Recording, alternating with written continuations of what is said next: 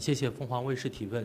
据报道，日本国家 Phoenix TV, it's reported that Japan's National Security Advisor, Keiichi, articulated Japan's position on Prime Minister Takaichi's remarks on Taiwan and refuted China's statement during his recent conversations with officials from the UK, France, and Germany.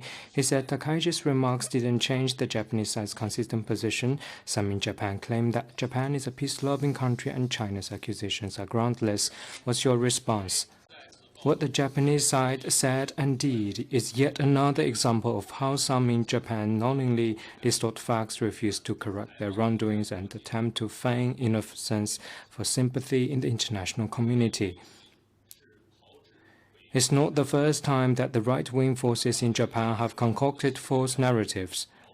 They depicted Japan's war of aggression against Asian neighbors as the liberation of Asia, downplayed the horrendous Nanjing massacre as the Nanjing incident, whitewashed infamous Unit 731 as a public health research unit, and dismissed forced labor and comfort women as voluntary acts.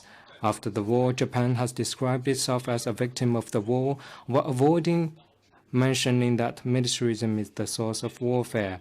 It claims to uphold the exclusively defense-oriented principle and the passive defense strategy, but has removed the ban on exercising the right to collective self-defense, kept relaxing restrictions on arms exports, and even attempted to revise its three non-nuclear principles.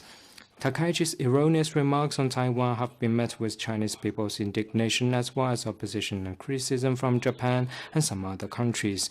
What the Japanese side should do is to listen to those calls and do soul-searching rather than persuade other countries to believe in their groundless explanations, which were called a snub.